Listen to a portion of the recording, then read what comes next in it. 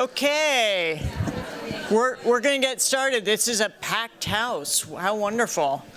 Hi, everyone. Am I allowed to get started? Where's Sarah R? Okay, I'm good? All right. So good evening. I'm Sarah Whiting, Sarah W. I'm Dean of the GSD.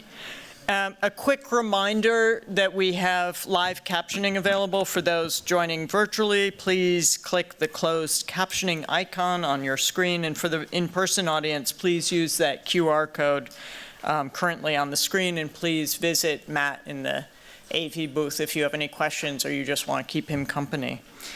So I was talking with Farshid Musavi yesterday, and she proclaimed, as Farshid can do, she said that the GSD knows practice. She said this very confidently, and I thought, wow, that's actually a really nice expression. And I agree. I have to say that the GSD's relationship to practice is one of the reasons that Ron and I were so excited to return here in 2019. So I'll note that knowing practice is different from being professional.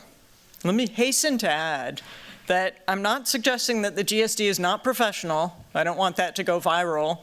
But I do think that there's a critical distinction between professionalism and practice. Professionalism implies competence, whereas practice is both a verb and a noun. Now you're going to get me as the editorial geek. So, but seriously, practice is a verb and a noun. It's an action. It's an ongoing action. Architecture school is hard, but let's face it, it's also absurdly fun. We spend our days, and perhaps some nights, but let me use this as an occasion to remind students that staying up all night just makes you stupid. So we spend our days envisioning, designing, and depicting possible futures. I mean, you can't pay people to. Actually, you can. We do. We pay our faculty to help do this. But it's an amazing thing to do, and it's absurdly fun. While there's a degree of escapism in what we do here, we have to admit that our designs in Gund are rarely subject to the obligations of cost, for example. We are not promoting escaping into La La Land. And before you get mad at me, Danikov, I'm not saying Los Angeles. It's irresponsible, unethical would be the right word for tonight's event, for a school to promote possible future architectures without promoting possible future practices. If we want our students to advance the world, making it more beautiful, more just, more ecological, and more durable, we need to work with them to envision what kind of practice can enable that. As we push the envelope of building envelopes, facades, structures, materials, forms, and programs, we need to push the envelope of practice itself. And the way that we do that best is to brainstorm, test, and talk through futures. A school is a forum. The whole reason you're here is to learn through conversation, through engagement, by offering up ideas and testing them out with one another. Design is not an individual exercise or one that is presented ever as a fait accompli. It's an iterative process, a practice, that's itself an iteration or an utterance. To say that this is a practice forum is to underscore both that we learn and advance ideas through conversation and that practice is our object of iteration. I very much look forward to the practices, iterations, and utterances that we'll see and hear today and tomorrow. And I'm very excited by the fact that this cuts across all of our programs and is really a forum for the school. It's beyond one discipline. So the Ethics in Practice Lectureship was established in 2010 to honor the legacy of Carl Sapers, who was one of the country's preeminent lawyers specializing in architecture and construction law. Carl taught legal aspects of design practice at the GSD from 1984 until his retirement in 2010. And I have to say, I took that class at another school, but I had the pleasure, and it wasn't very interesting at that school. The other things were interesting about that school. I'm not denigrating my experience there, but That class was not, and Carl famously taught that class in an extraordinary way. When I was teaching here before, we had offices next to each other, and so I had a sort of vicarious version of learning from Carl. It is quite extraordinary. He was an amazing individual. So he famously understood the devotion to the art of architecture as being as much an ethical component of architectural practice as were earning a living and serving the public. So for him, ethics wasn't just about the sort of obligation, professional obligations. It was also the ethics of what design meant. He encouraged students to understand architecture as exploring problems rather than just meeting client demands, professionalism. Carl taught the GSD to put ethics right up there in the definition of practice, and I believe that Elizabeth Christoforetti, assistant professor in the practice of architecture here at the GSD, is continuing Carl's legacy. Elizabeth, who's chair of the school's practice forum, is also director of the Vibe Lab, pretty cool name, a laboratory for values in the built environment. So VE lab wouldn't have sounded so good, so she changed ethics for values, right? But still, it shows that she carries on this same legacy. Additionally, Elizabeth is director of the design studio Supernormal, based here in Cambridge. She'll introduce tonight's event and speakers, and so I leave the podium to Elizabeth.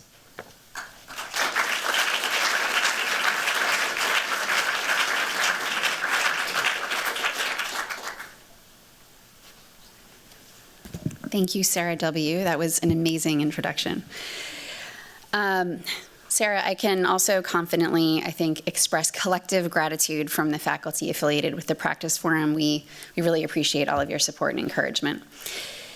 Thank you also to Sarah R., Sarah Rafson, wherever you are, for your time and talents. Your perspective and coordination has been invaluable in bringing this event to life over the past months, and it is far better for your involvement, so thank you. I think we also owe some gratitude to Matt Smith and the larger events team as well. I'd like to note that Matthew Fuchs, Miranda Sugars, Liz Wu, and Molly Zhang are the teaching assistants involved in this endeavor, and Maya Adachi has served as the lead TA in coordinating this two-part event, which I'll describe in a moment, and the second half of which will occur tomorrow evening. Thank you, TAs. We would not be here without you, and we are very grateful. So as a follow-on to our conversation this evening, I would like to note that we are going to be holding a workshop to actually design, if very, very quickly, ethical practice models for the 21st century tomorrow evening in the Chow House. And so most of you probably will be there. We have 150 students who have signed up. We are looking forward to seeing you, and I think it should be a very lively evening. So, the conversation will be extended. So this discussion and the affiliated workshop tomorrow grew out of the GSD Practice Forum, a group of faculty dedicated to practice as an area of study and discourse within the school.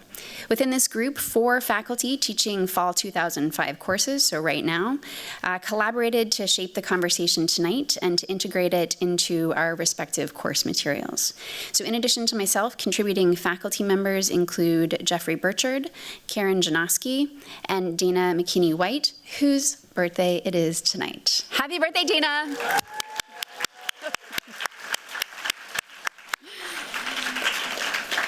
All right, and finally, before getting into material, I would like to note that it's an incredible honor to be having this conversation through the support of the Carl M. Sapers Ethics and Practice Lecture Fund.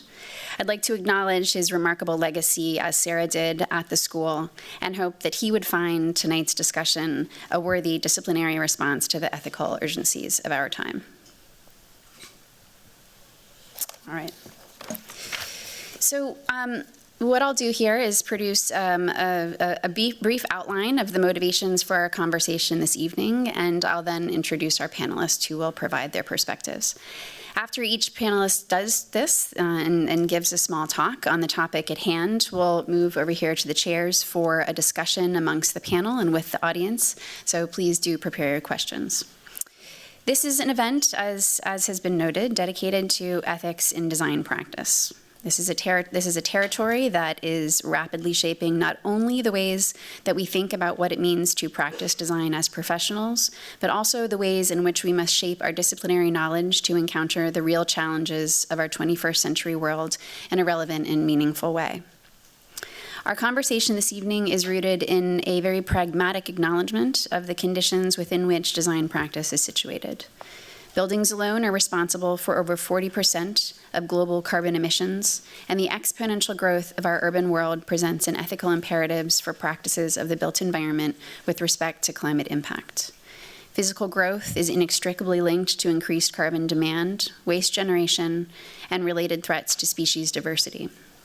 At the same time, political pressures and professional ethics demand rapid growth to improve life for the many through a significant increase in the provision of low-cost housing units and supportive social infrastructure. The expanding capacity of technology to scale growth that we create and development amplifies both the risk and opportunity of these seemingly contradictory conditions.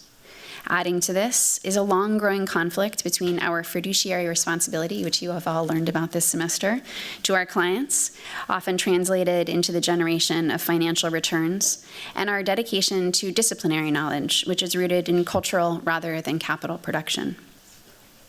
The context for 21st century design is thus a pressure cooker of external complexities that calls into question the very premise of our grand bargain with society, which is to improve rather than diminish the performance of the built world for the public good in exchange for professional power and our stamp. We must thus ask, how can we become agents of positive change through the imagination of the future of the built environment, through the design of buildings, landscapes, and urban places, in the face of forces that seem to increasingly constrict rather than expand our practical capacity? It's worth acknowledging that our status quo professional practice models are rooted in the values and technologies of a very different era than the one we live in today. Looking back upon the values of the Industrial Revolution and the professional practices that grew out from it, we must raise questions about the ways in which design practice must change or stay the course to ethically address the challenges of our time.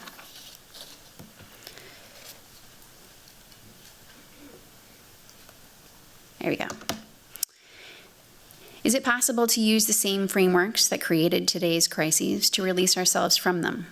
In other words, is it even possible to run an ethical practice rooted in a value system of infinite growth in a finite world? If so, what shape and disposition might such a practice take? These are questions both for our conversation this evening and for our design workshop tomorrow. These up on screen are a few of the readings that have inspired tonight's events and that our students have read in preparation for it. The setup and event title has roots in The Limits to Growth, an early computational exploration of the misalignment of human growth and resources and resource depletion within a finite ecosystem. Recent works, such as The Future of the Professions and several articles in last year's issue 52 of the Harvard Design Magazine, address the complex intersection of social and environmental crises with rapid technological change to raise questions about the changing nature and limits of our professional expertise and the societal frameworks that give it power. And finally, to the far right, Charlotte Malter-Bart's 2025 book, so this just came out a few months ago, hot off the presses, entitled A Moratorium for New Construction, calls for a radical halt to building in response to environmental and social crises.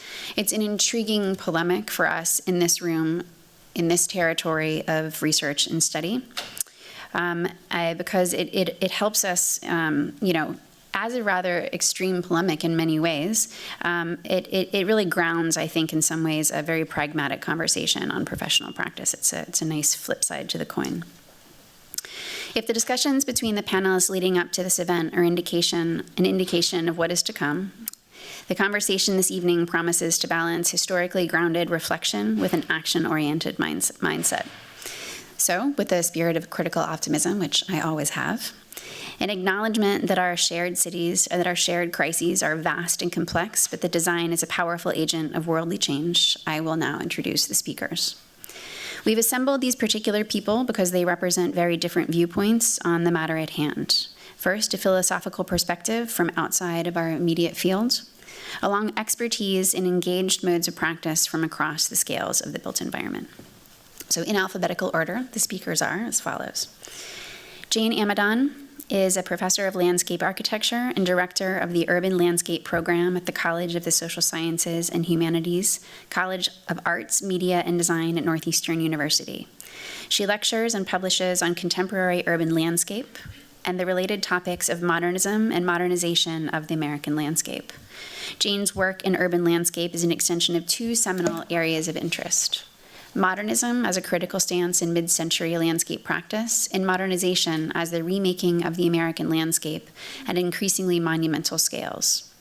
Building on this foundation, current projects include a new book examining influences that shaped the work of American landscape modernist Dan Kiley, as well as writings on entrepreneurial environments.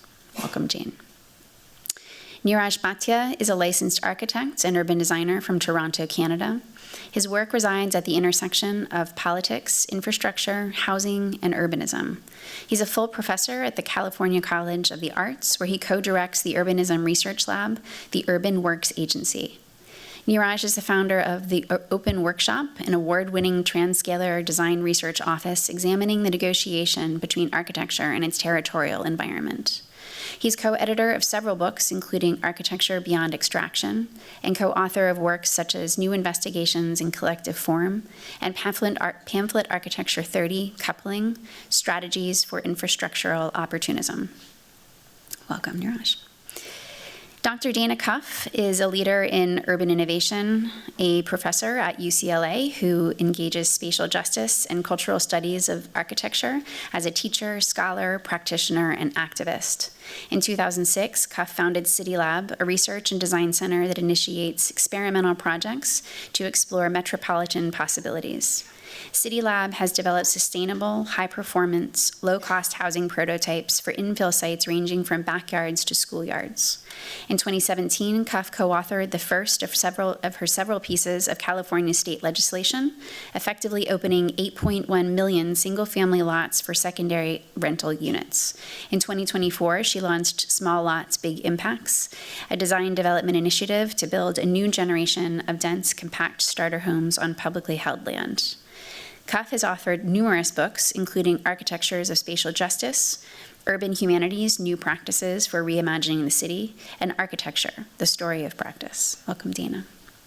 And finally, Mathias Risse is the Berthold Beetz Professor in Human Rights, Global Affairs, and Philosophy, and Director of the Carr Ryan Center for Human Rights at Harvard University.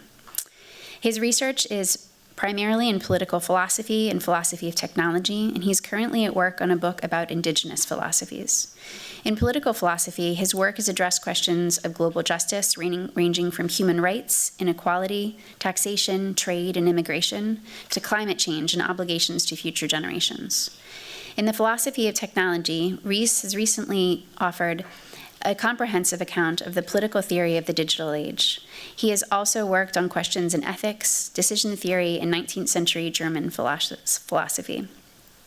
He is the co-author of 6 books, including the 2012 On Global Justice and most recently the 2023 Political Theory of the Digital Age, Where Artificial Intelligence Might Take Us.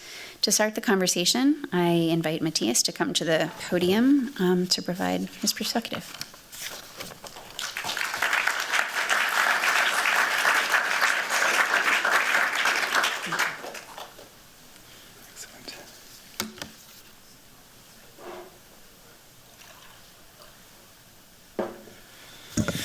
Good evening. I can see some faces, but I know there's people out there. So, the philosophy of architecture in times of environmental crisis, a framework for professional identity is the topic for me. Now, architecture and design are at an ethical crossroads. On the one hand, as we just heard, buildings alone cause over 40% of emissions. Physical growth increases carbon demand and waste generation. On the other hand, every generation wishes to inhabit this planet in its own way and thus demands construction of new space. Social justice and human rights call for more affordable living space. These diverging considerations create a predicament for practitioners. Here I will offer some suggestions for how to develop a professional identity under these difficult circumstances, where one extreme but legitimate position indeed is that we should not build at all, as we have heard. I see this investigation as part of the philosophy of architecture and design. From now on, just to keep things simple, I talk about architecture and disregard broader concerns about design. Philosophy of architecture has traditionally sought to understand how built environments do shape human experience and society, and how they should shape all that. Philosophy of architecture is ancient. Sophisticated people have reflected on the point and purpose of building ever since there was more to building than putting one housing unit next to another. But as in many domains of experience, demographic explosion, accelerating knowledge and capacities, and material revolutions since the late 19th century have brought enormous change. I limit myself to some major tendencies from recent times, so do not expect to hear about Vitruvius or Leon Battista Alberti. They are, not that those aren't interesting, but just not for now. There are several established strands in the philosophy of architecture.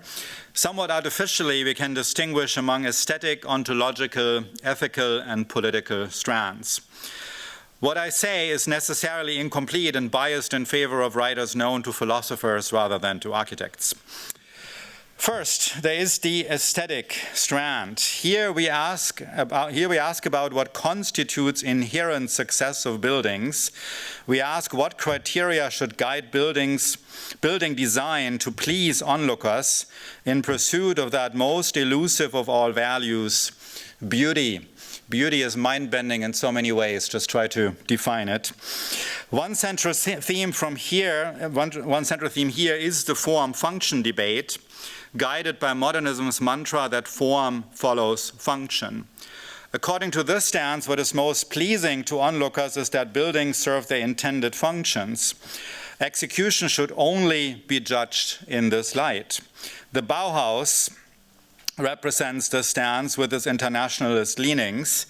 Good design is rational, purposeful, and minimally adorned. Endless debate has accompanied this stance, which today is generally recognized as too rigid.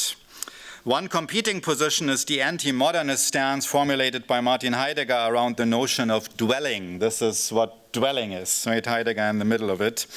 From this standpoint, finding aesthetic success in anything other than capturing human embeddedness in a place to which one belongs merely increases a sense of existential homelessness that is characteristic of our age anyway on this way of thinking. Second, there is the ontological strand, which investigates how architecture shapes human self-understanding. A key insight is that humans are not autonomous beings independent of material surroundings.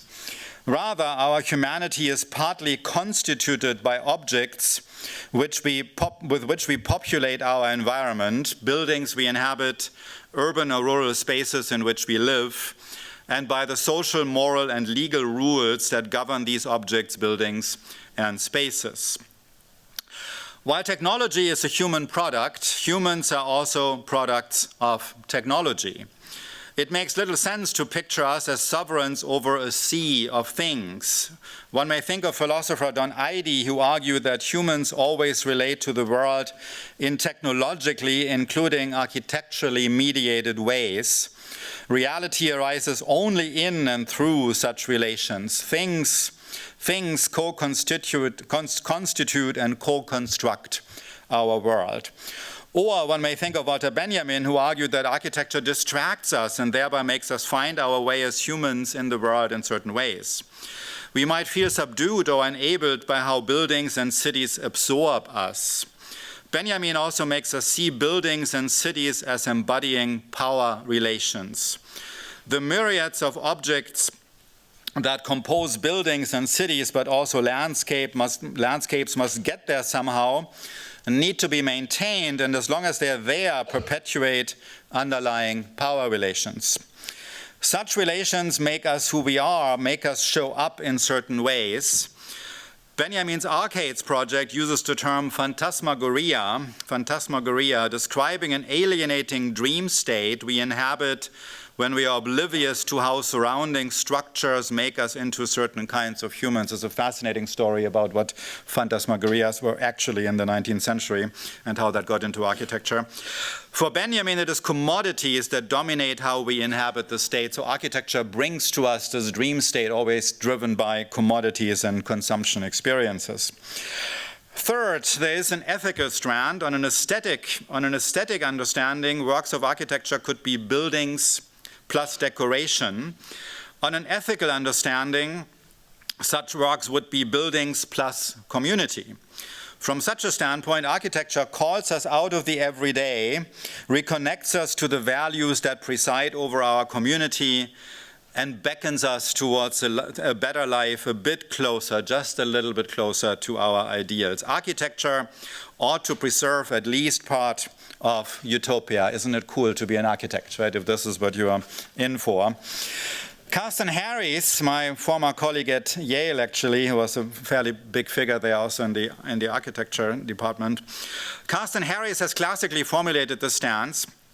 Peter Paul Verbeek has transferred Don Idey's approach to ethics by talking about the morality of things, His point is that realization of values and norms depends on humans, yes, but really it depends on the overall ensemble of things all around us that also includes many other entities.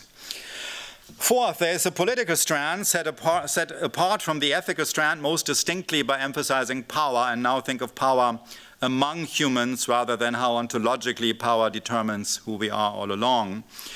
How we design houses expresses a distribution of roles. Just think about how the kitchen is designed. And how we design urban and rural spaces captures the interest of some over others. There's always much to learn from asking about how design enables or prevents certain people, but not others, from doing things. There's much to learn from asking how architecture or urban design captures some people's story, but not that of others. Often these matters have racial, ethnic, or gender dimensions. Langdon Winner famously insisted that artifacts have politics and made a whole career out of this very phrase to capture this phenomenon. Rightly so, it's fascinating material. Michel Foucault used a panopticon, a physical device, to capture the extent to which modern societies are penetrated by social streamlining, control, and surveillance. Hannah Arendt drew attention to the democratic potential of proper design of public spaces. Jane Jacobs echoed many of Arendt's concerns as she praised the social significance of sidewalks. Articulating experiences of those marginalized by urban development, Henri Lefebvre formulated a right to the city. This elusive idea highlights how architectural and planning decisions exclude or empower different groups. Space thereby becomes a site of political struggle. These aesthetic, ontological, ethical, and political strands help with questions about professional identity as architects. Ask yourselves, what counts as aesthetic, ethical, or political success for you as professionals, and how would your work contribute to a certain manner of being human? And you are privileged to be able to ask yourselves these questions, right? You may or may not agree with the authors I mentioned, but these questions are at the core of what makes architecture a profession rather than just an ensemble of pathways to making an income. But what all these strands share, however, is a crucial assumption that building is fundamentally legitimate. They emerge from and contribute to context where the question is not whether to build at all, but how to build well.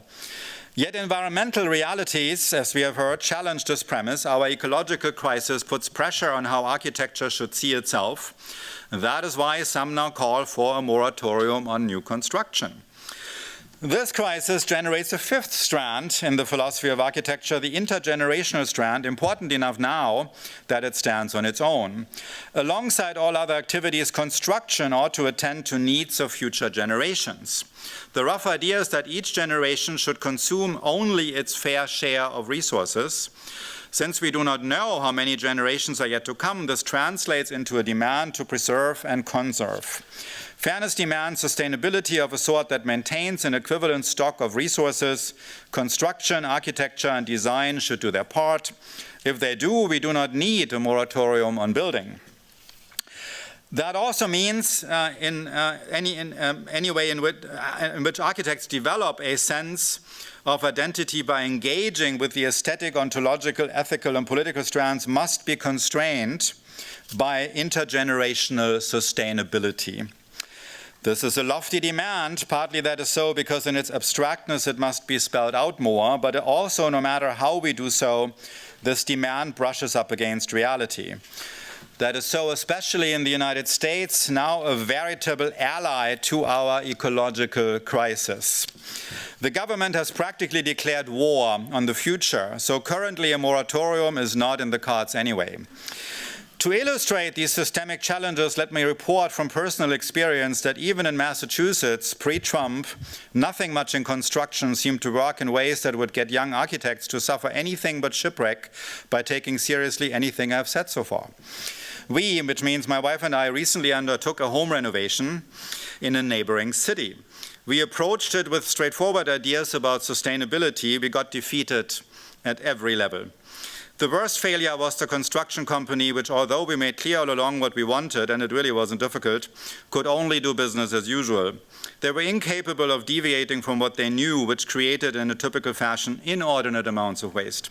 There's much worse things to say about them, but I'm not going to do that here. The architects, might be known to you, failed us too. Not only were they incapable of reining in the crews, they themselves were not supportive of our modest ideals. They too had been chosen for the purpose. Municipal administration in our city was also staffed by people who only knew one trick. We were surrounded by so-called professionals who had lost or never possessed any reflective capacity to comprehend their limits. Worse, they engaged in rhetoric that conveyed to us that what customers needed would be provided, but that was never in the cards. We were always alone. We came to think of our renovation as akin to a major car accident. I do blame them, but I also see that they operate in a system, and I'm telling you about our car accident really only because it's largely characteristic of our current realities. Our experience was exceptionally bad, but continuous with that of many, many others who do construction. So this is the reality in which those of you who look for jobs soon must find them.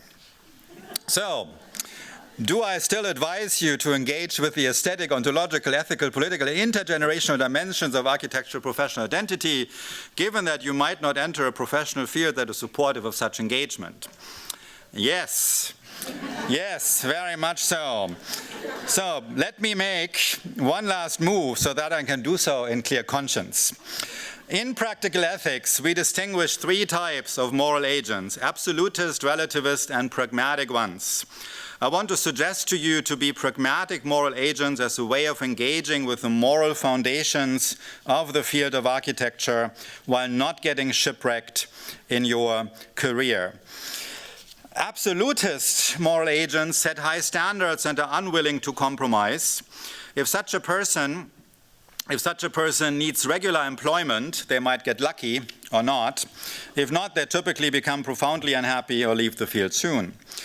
Relativist agents adjust to norms they find almost no matter what. The world is populated by such agents everywhere, and to be blunt, statistically speaking, I have to say most of you will end up this way, just statistically speaking. And then there's the pragmatic moral agent. In our case, this is someone who does think about the aesthetic, ontological, ethical, political, and intergenerational dimensions of their work. This is someone who understands that the aesthetic, ontological, ethical, and political dimensions of reflective and responsible architecture need to be integrated with an intergenerational dimension. They see all this as a source of identity and connect to like-minded people to sustain their commitments over time. They look for opportunities to act on their ideals, speak up as appropriate, make alliances where possible, spread the word, become engaged as citizens to support their ideals. They often suffer defeat, but they do not forget about their ideals and advance them as they can. They also understand that there's often little they can do, but they keep up the spirit anyway, and again they look for opportunities to advance their ideals. This means working within existing systems to minimize environmental impact, promote sustainable practices, and gradually shift attitudes towards building and consumption, even as we acknowledge the radical nature of what preservation and sustainability demand. Let me be clear, it is very hard to be a pragmatic moral agent across a lifetime. Life's realities, mortgages, kids and cars, all of that get in the way. Often pragmatic moral agents turn into relativist agents anyway and follow the local expectations almost no matter what. But it does not have to be this way. I submit that for many, if not most of you, being a pragmatic moral agent in the domain of architecture and design might be the only ethically responsible way of responding to the situation I characterized at the very beginning as architecture and design being at an ethical crossroads. It might be the only way of pursuing a level of idealism in architecture and design without getting shipwrecked in life and without inflicting car accidents on other people. It is also something that is open to everyone. Pragmatic moral agents might just be the ones who carry the professional ideals of architecture and design into the future when times are bleak, and I hope that will be you. Thank you.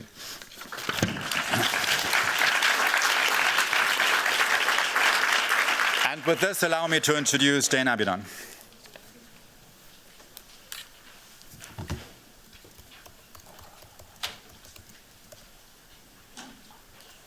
Wonderful. Thank you, Mathias. That was a lot of food for thought, quite a lot. Absolutely fascinating. And thank you, Elizabeth, and to Sarah and to Sarah for the opportunity to participate this evening.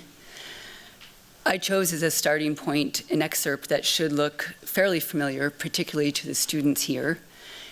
It's from the prompt for this event, for your course in general, and one could say for the professions as a whole. When we think about models for practice and their thorny ethical angles, exploration and expression are a constant thread. Tools change, challenges evolve, but these are the essential services that we offer to the world, whatever the form of outputs become. Design fields are not the sole purveyors of this in the same sense that surgeons do surgery, but our body of knowledge and skill sets provide qualifications, an invitation, and a responsibility to contribute meaningfully in these realms. That said, how and to what ends we contribute are crucial to the future of the profession and the practice. So to determine this, we have to examine critical frameworks that we deploy in shaping acts of service. We should examine these as individuals, as students, as practitioners, as community members, as consumers. This exercise, in turn, provides direction for how to organize work, your work, inside, outside, alongside practice, or against, in spite of, and beyond professional practice. For landscape and its closely related fields, what are the critical frameworks that guide priorities, according to which contributions will be made and against which outcomes will be weighed? Landscape architecture has deep and tangled roots across numerous fields. These fields wrestle with uniquely multifaceted mandates of growth. Current cultural pressures, I was going to say political, Freudian slip, further highlight issues that are pertinent to these frameworks for landscape architecture.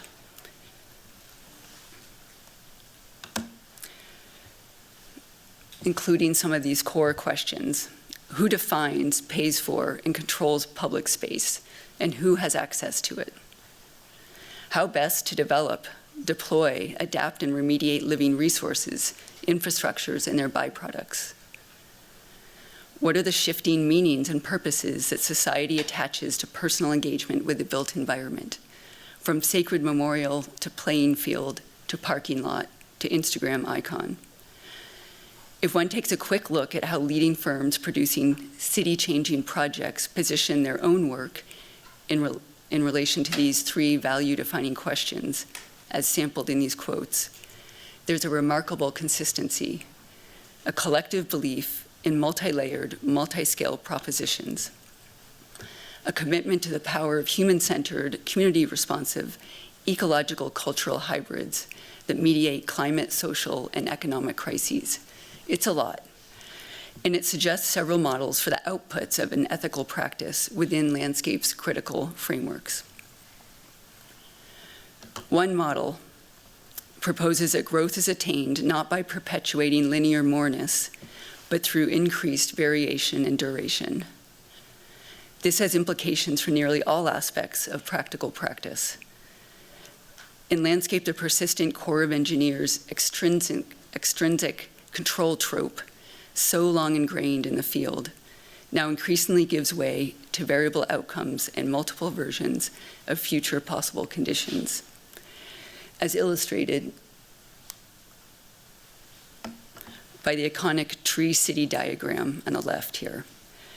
This submittal to the Park Downsview competition over 25 years ago at the time signaled a pivot that's now crucial in the field of landscape toward dynamic progression to solve complex overlapping problems, placing adaptability and performance of design elements over time front and center. This pivot was a millennial shift, a shift in approach toward macro scope projects as the era of climate adaptation and environmental and economic revitalization of post-productive geographies was starting to kick off for real. And since then, we see metropolitan scale living infrastructures emerging across the globe, shifting land use scenarios far beyond simple reclamation of mid to late 20th century urban, industrial, and military operations, shifting into a broad array of regenerative strategies in which the output and byproducts of previous states are harnessed as the input for future conditions. In Portland's flood protection on the right, we see exemplified the maturation of Tree City's original proposition, a type of life cycle design for the city, shifting the goalposts for environmental and economic responsiveness from reactive fixing to proactive making.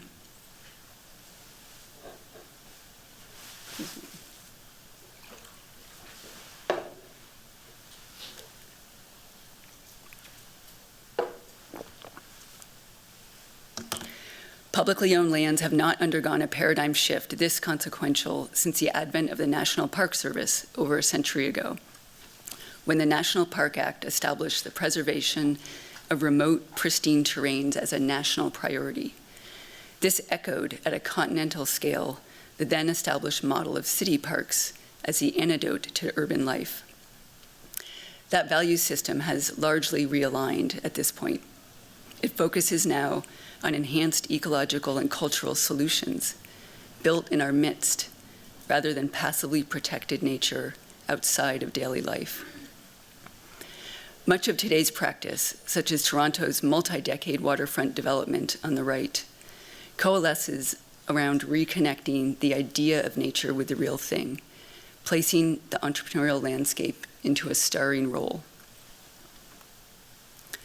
Partially Darwinian, for certain, partially the ultimate neoliberalization of design strategy, the model of variation and duration contains the inherent risk of failing to sustain community interest and investment, given the requirement of lengthy time horizons.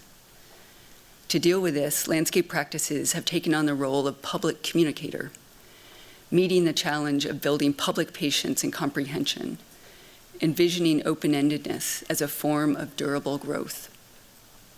Projects such as Scape's Fuzzy Rope pilot, which aimed to both test design elements and foster community empathy for not fully predictable outcomes, focus on raising comfort levels for landscapes that aren't conventionally or conveniently visual, landscapes that are too big and too messy to reach an ultimate moment of completion. These are very big issues met with big vision, but using the small tools of incremental change over time and block by block, event by event, advocacy building. Around the same time as the late 20th century pivot toward design frameworks of dynamic variation and duration, landscape scale modeling began to link formal and compositional characteristics to ecological performance. The concept of intentionally facilitating population responsiveness through the provision of spatial resource markers is now applied to today's questions of how we value public space. It leads us to this moment. If you place a chair and/or an outlet near a Wi-Fi ecotone, it will be inhabited and it will be competed over. To this end, as more of New York City's Broadway Vision pedestrian and bikeway blocks on the right have been built out, the response has been immediate. Foot traffic on Broadway alone grew by more than 40% over 3 years. Storefront occupancy is higher than on the surrounding streets by quite a bit. In this, A World Within a World, William Blake meets Walt Disney. Poetry meets profit and loss. Forest ecology meets the iPhone. One might assume that Blake's faith and fear of the human capacity for connection, for transcendence, and within our urban spaces in particular, a world within mere moments. It is that one would assume that could be at odds with Disney's and Apple's resource-heavy brand of corporate fantasia and globalized consumer consumption. But each offers culturally validated forms of escape at a cost in a theoretically improved human condition transformed through acts of spending time, attention, and money. This model of growth, central to so many landscape practices today, rests on the trade-offs inherent in creating a premium experience of space. It has the power to generate tremendous social capital and adjacency values, working, however, optimally only when it's concretely linked to other priorities such as environmental remediation and anti-gentrification. Today's critical design frameworks in landscape offer distinct ethical frameworks for how we deploy, another Freudian slip, how we deploy, my goodness, our professional and practical capacities for exploration and expression in service of communities and environments under increasing pressure. Yet each also reveals inherent tensions. The embrace of unpredictability challenges expectations of design certainty, and we face this every day with every project. It demands uncomfortable conversations with communities about waste, about failure, about decline, about lack of resources. The prioritization of heightened experience of place for some creates contradictions between enrichment and diverse forms of justice for others. As practitioners accountable to these divergent interests, we therefore must conscientiously examine and adapt these frameworks as our roles continue to change. In a world of mounting crises and finite resources, as well as overabundance in other areas, the future of our practice lies not in avoiding these ethical tensions produced by these critical frameworks of practice, but in making them visible and generative. I will end there and welcome Neeraj.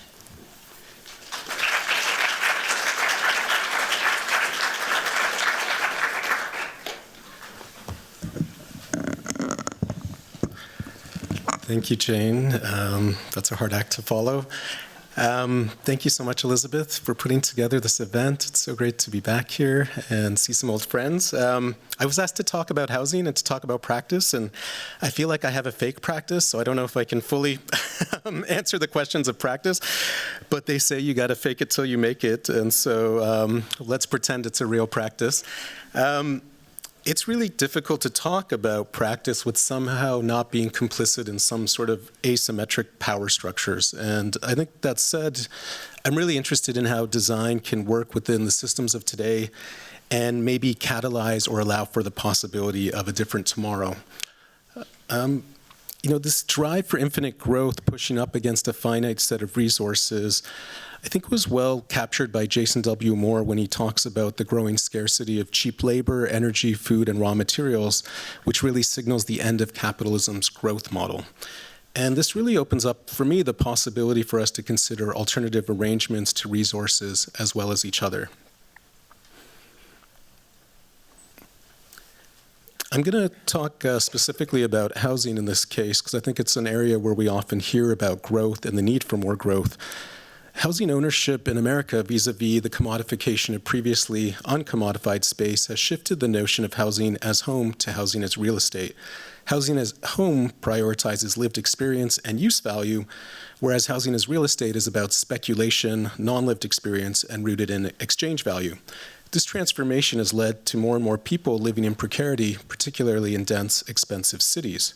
We often hear this referred to as the housing crisis, yet this system is working exactly as intended, which is to say it was set up to produce extractive value for those that can afford to play this game. The primary diagnosis of the affordability issue is a lack of supply, and that's a bipartisan kind of theory. Similar to the idea of trickle-down economics, increasing supply alone through growth has not worked. Dense, expensive cities where precarity is highest are also fairly inelastic, meaning they have difficulty in responding with housing supply to changes in price. This is also because deregulation of local housing typically concentrates wealth at the top and widens the wealth gap. Developers focus on serving in high-end investment markets, which does little to address the affordability issue for low and moderate income families. One study in New York showed that a 10% increase in housing stock only changed rental prices by 1%. That said, this is not just about building more, but rather asking how density can open up the possibility for new forms of land and building tenure, social resiliency, and expanded forms of care. And for my own work, I think this has centered my interest on collective housing. One way I've tried to unpack this is by separating the idea of growing from scaling. Growth in capitalism increases output based on a series of inputs, whereas scale increases output without a proportional increase in input. Growth is about building more. Scaling is about building frameworks that can do more. Scaling isn't necessarily anti-growth, but it does expand values to consider adaptability, efficiency, relational density, and care. So in my final 3.5 minutes, I'm going to show a design project, which is kind of nerve-wracking after this polemic I've just presented. But I want to talk about how even in small ways, architecture practice can engage large topics. And for me, I've become more interested in this idea of typology as a way to consider scale of the city through an individual building. Typology today, I would argue, has lost its criticality. It's mostly driven by constraints, whether through code, financialization of land, efficiencies, and so forth. And you really have to ask if the contemporary project of housing typologies is sufficiently concerned with the products of its aggregation. How might a reconsidered aggregation of type allow for the possibility of a more collective, care-based ethos? And is there a possibility for reconsidering a system in time through the design of a building? So this project I'll show is a project we did collaboratively with Spiegel-Akara Workshop. And it's a project that is trying to open up, say, the possibility for a more collective ethos in housing design. It's based in San Francisco, and this is San Francisco typical lot, often 100 by 25 feet. Because of this lot dimension, houses are typically designed as a linear array of rooms with services pushed to one or both party walls. And this platting into private lots had the effect of casually coercing the predominant housing typologies to pack services, circulation, and structure along these walls, reifying private property ownership. And while many of these properties have been gutted and rebuilt internally, the services often remain in place. This is to say that these property lines and the materialized separations make it difficult to go beyond the individual lot. So we began our project by examining the most complex building systems and structure of the building and consolidating them into a series of prefabricated cores, enabling a higher quality of product at a lower cost while also allowing for the benefits of scale. By orienting these porous cores transversely across the plot, the project provides a framework that could eventually catalyze connections across and between lots by emancipating the party wall from services and structure. And what this does in time, it allows for the possibility of a new urban grain that connects across lots, bridging and erasing property divisions. So this is the plan of a typical single lot. A series of simple sliding and easily constructible demountable partitions span between the cores to provide flexible forms of occupation that acknowledge a range of family forms. For instance, an array of 3 bedrooms could be opened up to 2 larger rooms or a single suite. Built from cross-laminated timber spanning between the cores, the party walls are also structurally alleviated, enabling a series of configurations that bridge across lots. For instance, 2 adjacent lots can be joined laterally, allowing for larger scaled units, as well as collective housing arrangements structured around a central courtyard. Or if joined front to back, a generous access way through the block would offer the rear yard as a shared space for the city. It's a form of strategic incrementalism where type is not solely reactionary to financialization of codes, of housing and codes, but rather anticipatory to how the city can become more shared and offer more flexible living arrangements. So here's a view across what would have been the property line. And the site, we've definitely upzoned it. It can now host 16 to 24 people on a site that was for 1 house before. But beyond density, it's really about the relationships formed between people and their ability to tune this framework. And ideally, a community land trust would be implemented to establish, say, a foundation for lot mergers, but the typology also recognizes that the shift in culture, economics, and zoning are gradual, and therefore could be configured to operate as freehold or leasehold apartments as we slowly shift culture into a more collective ethos. In the end, the project asks how the architect can pre-configure the conditions for more collectivity, sharing, and social resilience. It offers the possibility of other ways of life that can reconfigure a system slowly in time. And with that, I have the honor of welcoming Dana to the floor.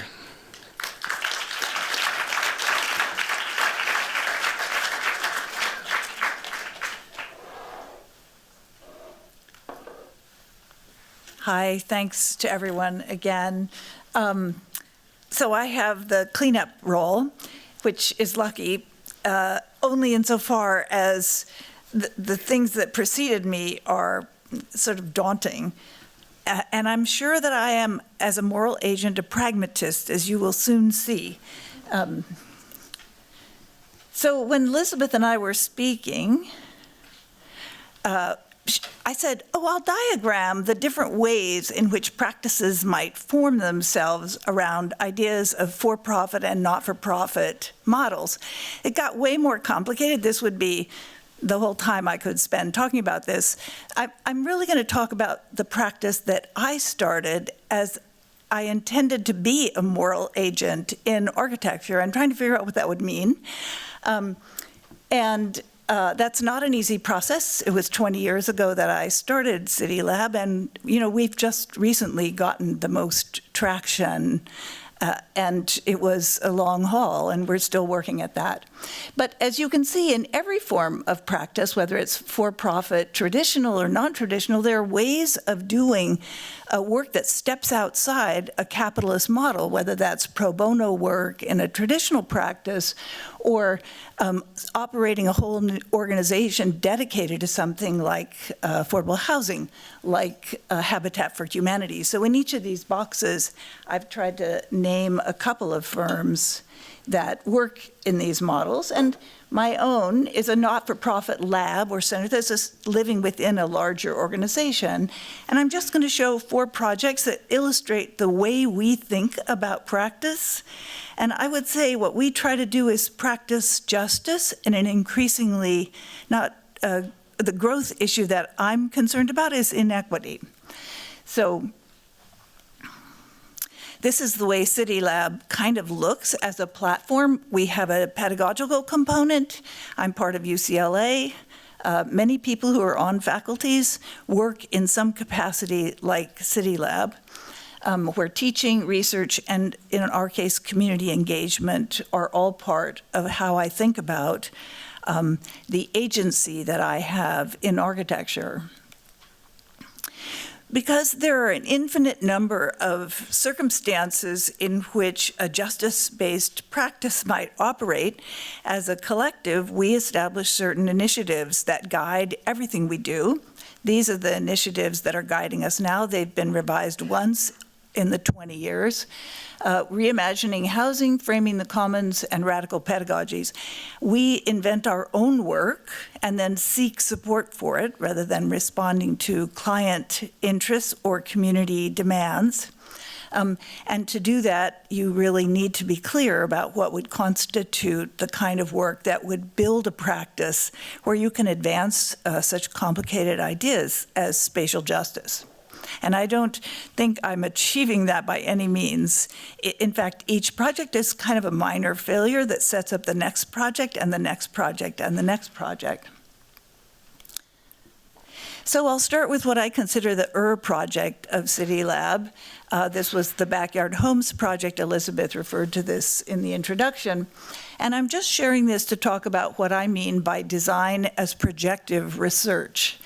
By that, I'm saying that the use of conventional and innovative research practices can create data-based storytelling about desired future building and environmental outcomes. This is the imagining the future that Sarah was talking about in her introduction. This is a kind of model of what we were saying an ADU, accessory dwelling unit, might look like, that was lighter weight, environmentally sound, became a habitat for many kinds of living organisms, and could be dismounted and put into a different backyard. This came out of some rather conventional research looking at property and real estate across the Los Angeles landscape and realizing that if we could do something about secondary units, there were 450,000 pieces of single-family property in LA alone and 8.1 million in the state of California. And we looked at what people were already doing on the ground, and that allowed me, after 8 years of research, to co-author legislation at the state level so that we ended single-family zoning effectively. And it also produced much over the first 10 years of my colleagues' response was that I was doing planning, not architecture. It's very gratifying to me now that they're all making secondary units and backyard homes, particularly in their young practices. Was one of our intentions was to make work for small firms. A second project that just shows the range of ways that I think about housing, and I am willing to call this housing only insofar as programmatically the Bruin Hub responded to a need for long-distance commuters and housing-insecure students to have a place on campus to sleep, study, store, and prepare home-cooked food and access services, things that we might think of as domestic. Yet there was no place besides their cars where they might be able to stay on campus that was affordable. And so we did a lot of research. I'm showing this project just to show you what the process is by which we end up with design iterations. It starts with this kind of evidentiary storytelling. We write a kind of report that can go out to say, you know, what's the circumstances that generate the need or desire for this. And then we try to get ground truthing and humanistic views because data is never enough, and that's through focus groups. We then do a whole series of prototyping. This was with the architect Marta Novak. And then we start a series of demonstrations. So we never do solutions. We do sort of generative iterations. And by this, it hopes to make work for architects, not take work from architects. Many other universities have now created their own version of what I think of as these giant jelly beans that are really dignified and destigmatized places for students who are housing insecure. The more recent project that some of you know, and some of you actually won one of the projects in this competition, is the Small Lots, Big Impacts work. Each project or each initiative that we undertake builds a little bit on the last. So we're always looking for land in which a kind of found object or found site for development and new forms of housing development might occur. Whether it was the hidden in plain sight backyards or the 4,000 pieces of small land that the city of Los Angeles owned, and the 24,000 similar private private individuals. We have new legislation. All of this could be kind of pilot testing of new forms of collective living or densification, new forms of architecture that I think will re-Los Angelize the city. So we did a lot of surveys of this land. We spent a year trying to clear up find out of those 4,000, we just came up with 12 pieces of land that we could actually put into an RFQ that the city will issue in January for designer development teams. And all of this is largely figured by the 250 solutions and 20 winners that came out of that competition to show both the people of Los Angeles, but also the planners and the municipal representatives, that this was going to be a good thing for the city, that this was actually making more of Los Angeles, not Manhattanizing it, as some people have said it would be. An ironic idea. So now I'm just going to show you the last project, which is a way in which I think demonstrates how responsive City Lab is to the circumstances in which we find ourselves, and this question about how you operate in a justice-oriented world where there's an environmental catastrophe, like in your backyard, literally, the Eaton and Palisades fires destroyed tens of thousands of homes. And we immediately started working with partners, Stephen Lewis is here tonight, in Altadena, to try to figure out if in this middle class, largely Black, elderly, and very diverse community, whether architecture could step in some ways to partner with the residents there to find new solutions that would allow people who'd been displaced to come back more quickly. And the solution that arose out of these collaborations was really to look more specifically at prefab housing, not a site where we see affordable architecture happening in very aesthetically sophisticated ways yet, but the range of prefab solutions now, there are some 500 companies in the United States, is vast. And pretty much no one in burn areas had an idea of what the variation was and what they looked like. So could we kick the tires of some of these? We then installed, and this happened just last weekend, we opened this showcase that you see with 6 different models of prefab. And we wrote a handbook so that people could see what the process was of trying to choose their own. And we've been training the planning department in the county, which is where Altadena is located, how to work through and speed up the process of approvals that are still necessary, even though it's prefab.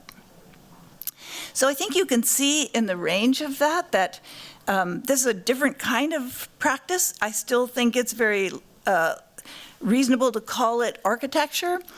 It's done not by me alone, but by this big team of people that's a rotating group of faculty, students, and staff. We take a spatial justice orientation towards everything we do, and we're guided by design as projective research.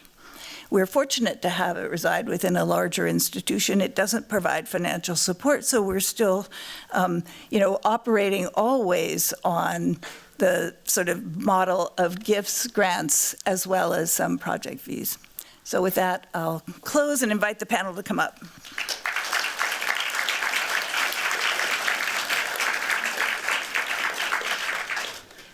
Thank you all so much. This is absolutely fantastic. And Mathias, I feel like we need to have you back all the time. So I'm really intrigued. I'm going to maybe make some very brief statements, and I think I'm actually going to open it up to the students. We have about 15 minutes left, and I think it would be worth you all having a chance to ask questions. But I have so many thoughts, I just need to get a few things out. I do think this idea of this emergent intergenerational strand of architecture is fascinating. And it puts on the table, many things. One is the tension that I think we feel between the status quo in the profession and disciplinary values. But it also puts on the table this kind of idea of temporal practice, which Jane, I thought, was really fascinating in your work, and Neeraj and Dana and Jane, this idea that you're putting on the table that this idea of daylighting the challenges, and of thinking and extending the idea that we could have new scopes of work in practice that are dedicated to these longer periods of time or new ways of thinking about things. I think I find this very exciting, and I hope that as we go into tomorrow and we start thinking about ways that we might proactively design and think about not only new scopes of work but also new modes of practice. The idea, Dana and Neeraj, that these are also potentially generative, like that there's like an ideological problem for architecture set up in this, that new forms of ownership, for instance, can yield new typologies and new in Mathias's words, aesthetic, ontological, and ethical positions for architecture, I find very, very compelling. So I suppose what I'm trying to say here is the idea that we maybe have to now take on this new intergenerational strand in a way feels like an incredible opportunity for us to think more deeply about the disciplinary values and how they might be able to generate an architecture that is more ideologically, even dare I say aesthetically aligned with the world in which we live today.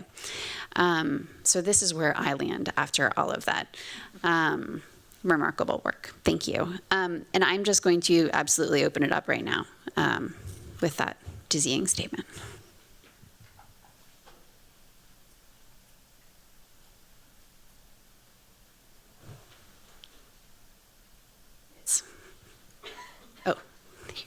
I'll let that. Hi, my name is Liz. Thank you so much for joining us here today. I'm one of the TAs for Elizabeth's class, and I think it's been just such a great overview of the things that you have done and like the ways that we can take architecture. And so my background is not in architecture. My background is in design. And I was just wondering, like, as we look forward to, all of the things that are happening in the world, I can't name all of them, but I'm wondering, like, where do you see the intersection of, like, design that is not purely architecture, right? So, like, a lot of the things that you guys talked about tonight, like, I'm very deeply interested in, but I don't know where, like, a non-architect would fit in, for example. And so I just wanted to see if you had any thoughts on, like, a practice that is rooted in, like, the history and, the theory of architecture, but not necessarily, like, am I producing architecture? Where does a designer fit into that? And how, do you have any words of advice? I don't know, maybe it's a shipwreck, a car wreck. Yeah. I think you could fit in anywhere you'd like. Truly, design gives you a set of skills and hopefully a sense of responsibility to formulate interesting questions, challenging questions, to focus on a set of skills and tools that you are particularly interested in or passionate about. So I want to be short and perhaps boring by saying I really truly think you could do anything. Design preparation is something that everybody should have, and we don't value it probably quite enough as we focus on our individual practical and theoretical professions. I would just add that it's an interesting reversal of the question I usually get, which is, aren't you really just doing planning or some kind of derogatory idea that comes from architects about what urbanism is? And I actually think, like what you were saying, Neeraj, and what I'm doing is an answer to your question, which is we can't take the old version, the 19th century version of whatever architecture was at that time. It's almost more of a myth of what we thought the 19th century version of architecture is, as the constraints or boundaries around the work we're doing. Now, there's some part of that you get in school because we're all required to teach certain skills. And truthfully, if you don't have skills, you can't do anything. That's the key. I mean, I wouldn't go into a community without taking the best designers, without taking the best lawyers, because that's when you actually have something to add to the circumstance, and maybe you can make changes. But maybe there's a way of thinking about architecture that doesn't have such rigid boundaries, and that's just a different way of saying what you're saying, I think. Yeah, I'll just say I really love architecture, and I find a guilty pleasure in, making buildings, and sometimes I feel guilty about that even. But I think there's things you learn in our design school that are so widely applicable to the world that's coming. You know, it's a nonlinear process. There's feedback mechanisms. It's iterative. It goes through a range of scales. You're thinking through a range of time scales as well. I think those ways of thinking will just be extremely beneficial to what's coming. So I would think what I've tried to formulate for architecture applies very seamlessly to design as a field also. So the point of this idea of the pragmatic moral agent was to really show a way in which you can be committed to values, pursue your values, but do so in a hostile world, right? And as a designer, you know, I think of design, I mean, designers are bringing new things into the world, right? And the value connection there is, you know, you want to think about how does this make a positive difference in the community? How does this live up to ethical standards? You know, how does this make things better? How does this not screw people? And, you know, how does this work for people in ways that creates value for them, right? So, but you know, these are ideals that you have, and then you work for, you know, some guy's firm, and you have to do something, you know, that is profit maximizing. So you constantly find yourself in this tension between ideals that you have and that I hope you will continue to have, and the need to somehow make things work in a professional context that is often not that great in terms of supporting these values.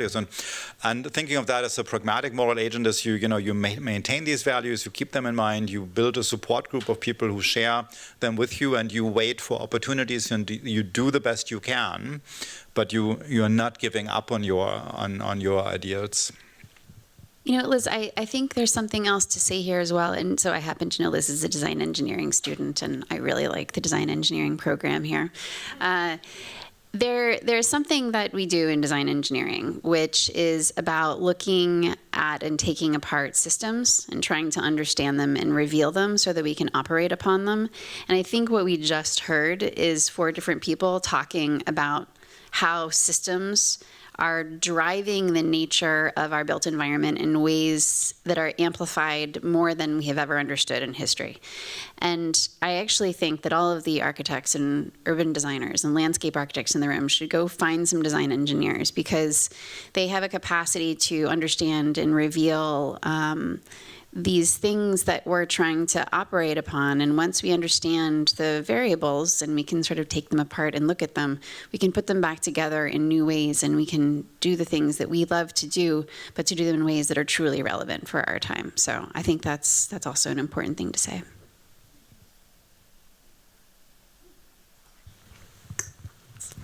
So thank you. Dana, one of the things, love the name, one of the things that I really appreciated in your presentation was the picture from the Eaton fires and sort of the carnage that was left in its path.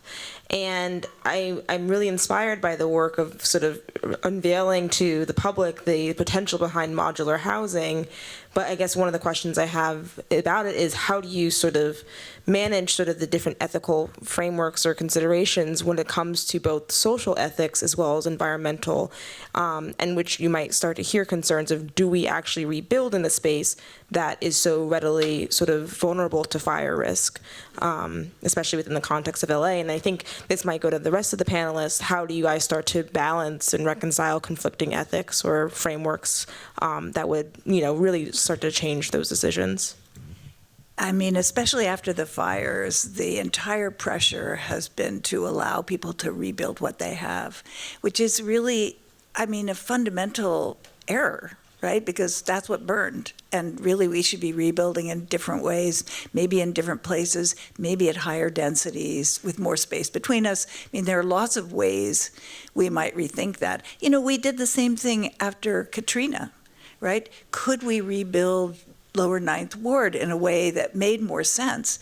But the trauma of the fires has so swamped other ways of thinking forward that at the moment, I feel like the most important work we can do ethically is to help people come back, because otherwise the properties are getting sold to real estate investment firms, right? And then, you know, that's not going to end up well. So it's definitely a compromise. You know, can we've showcased a few of these units that have high fire resilience, at least. And most of them are intended for secondary units. So we will end up, I think, doubling the density there. So that's good, because there are a lot of family networks that got displaced. But I think, you know, in my experience, in ethical dilemmas, there's no solution. There's just, that's why I say, you know, each project we do, we fail a bit and then readjust to try and address the failures. In the ADU work we did, it wasn't as affordable as we hoped because they were all privately owned. And, you know, we've been studying the effects. But the next project we did was on public land where we could guarantee affordability. I think the Eaton Fire story remains to unfold, and hopefully we'll be able to adapt, sort of the way Jane was talking, I think. But it's a very reasonable question.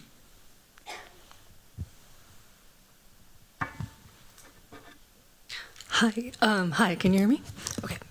Hi, my name's Maddie. I'm an MArch2 candidate, and I also wanted to say thank you for the very, very informative ways that each of you were speaking kind of on how you're operating in a different scale or sector of the profession to kind of give us a huge breadth of the ways that we can approach such a wicked problem. And so I thought that was quite illuminating.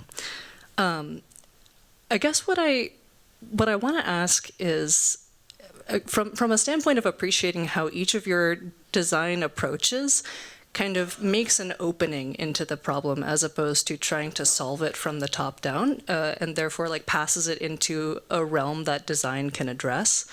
But then zooming out from that to like the system level, how do each of you imagine your design approaches kind of taking hold either financially or like are we operating like in, against, or around capitalism, I guess? Like are you, how do you imagine it kind of taking hold pragmatically in the world if we live in a system of kind of financialized architecture as asset, as Neeraj was saying?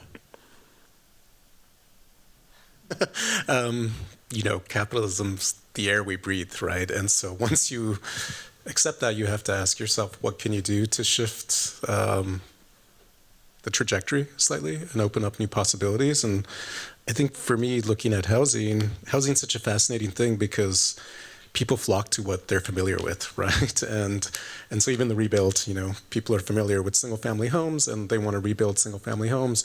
So the competition that Dana organized with the lab is trying to get people familiar with a different form of density, and it's just shifting the dial. Now we can critique, is missing middle density enough in this current moment or not?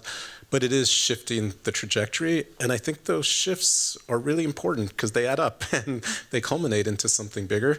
And the reason I showed this project is because just something as simple as kind of X-raying typology and rotating services might in time actually shift many things, and you don't have to control those systems. I think for me the question kind of, and it maybe goes back to Dana's earlier question about these kind of ethical dilemmas, is, you know, as you zoom out to look at and diagnose more systemic issues, obviously you will at one point reach a moment of zooming out where you can solve everything, but there's the requirements of a lot of power or capital or whatnot to make adjustments at that level. And I think this kind of diagnosis of where in the system you might have most, or which level of system you might have most agency, is really important. And so sometimes, like in the work we do, we're working with community groups, asking how even very kind of local initiatives might scale up. And at other times, we're working with the San Francisco Planning Department, much more top-down, because it's policy that will affect several things simultaneously, and trying to juggle between these different scales,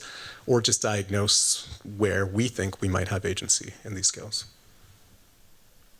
And I'll add, in the realm of public space, we do have models historically for trying to get around the issue of funding over time. Something like privately owned public space is an example, but they don't work super well. They don't work all the time. They don't work in every location.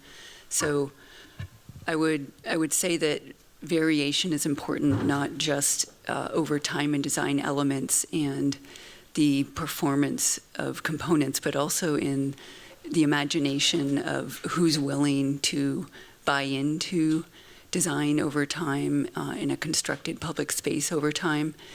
Funding comes from a lot of different sources. It grows, it dies. I think we're in a moment right now where that's extremely clear, and one might guess that public space is not at the top of the docket in terms of fundability. But we see, I think there is a call to incentivize other forms of investment that might come in the shape of trade-offs. We have some models for that too. Carbon sequestration is one example, but I think we could modernize or update those examples. So, yeah, variation, patience, and thinking about how one can incentivize in a fairly creative way. Making decisions also about what the priorities are to make something work at minimum and at maximum would be fairly important. It might be useful also to have a bit of a comparative dimension and look at other countries, right? So I think the United States of America, in terms of being an ethically minded designer, especially with an intergenerational sense of responsibility, is an exceptionally bad place. It's exceptionally bad, and in particular this year, right? I mean, it really is. I mean, the government is making itself an ally to an ecological crisis, right? So I had this in my text, and I gave it to AI just to check for, spell errors and stuff like that. And it kept complaining about that formulation because it seemed to think it was so absurd that a government would be an ally to an ecological crisis that I could possibly meaning that, but that is where we are, right? That is where we are. So in the United States, you basically, the point of talking about a pragmatic moral agent is to say you have to live for the small moments of integrity that you can secure.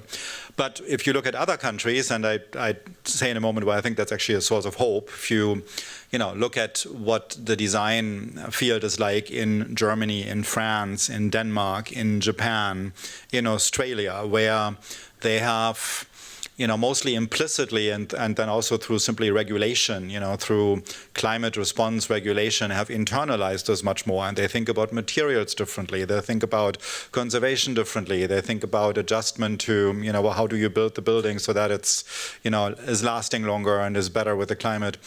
This is a completely different world, right? And so this is a source, the source of hope, not because I encourage you to go there, which is also an option, right? But what we have here in the United States is simply cannot last, right? This is so in the face, unreasonable, because climate change is not going away because the government says it isn't real, right? So it's going to hit people in the face with the storms and the flooding and the droughts and all of that. So it's going to be a question of time.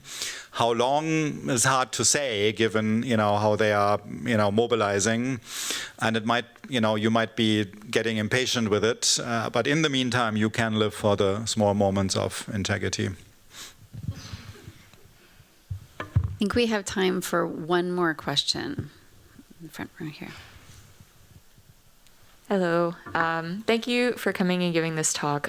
It was super informative. I feel like I really learned a lot. I'm in the same program as Liz, so I also don't have an architecture background.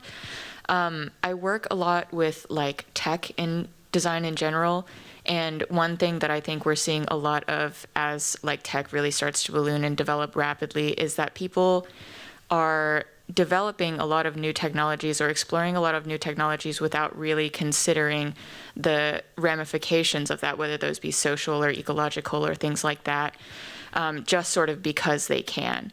I'm curious if any of you think that there's anything similar happening in architecture, if there is this exploration without sort of considering this reckless exploration without considering the consequences, or if there are other forces driving this continual urge to build.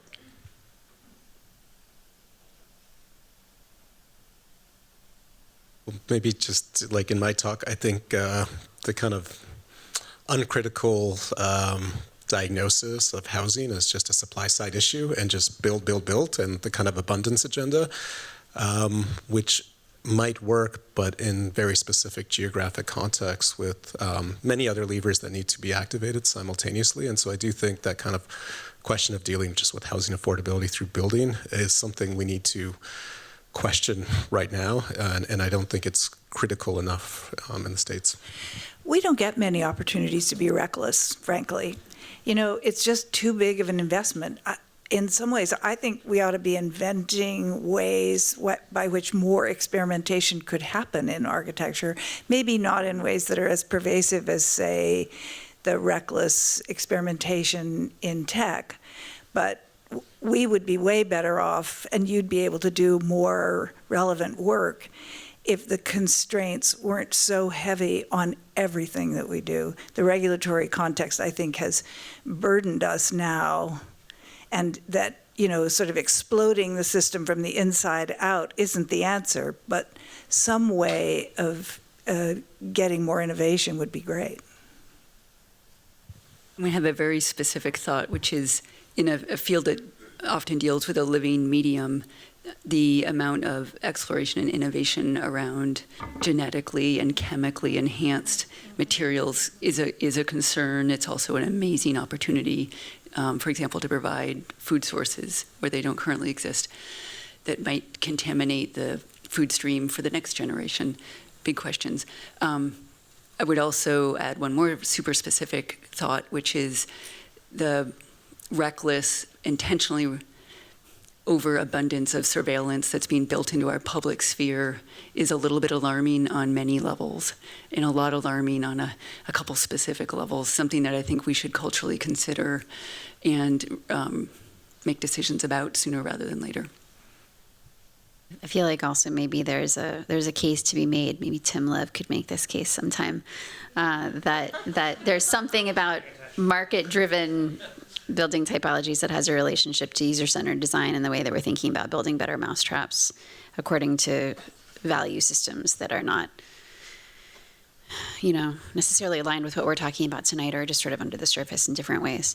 So we've heard tonight about, you know, different ways of thinking about what growth can be, the idea that it can be about extended timelines that have new scopes of work affiliated with them, the idea that it can be about filling in gaps, and creating new sort of entrepreneurially minded modes of practice that are for-profit or not-for-profit, and that by doing so you can begin to think about, in fact, putting new things into the world that don't already exist that might be more relevant. So as you all spend the next 24 hours contemplating this and thinking about what you will design in your practices tomorrow night, I hope you'll think carefully about what growth can and should mean at this moment, and how we might begin to, think about truly designing new practices as a result. So we'll pick it up tomorrow. And thank you so much, panelists, for all of your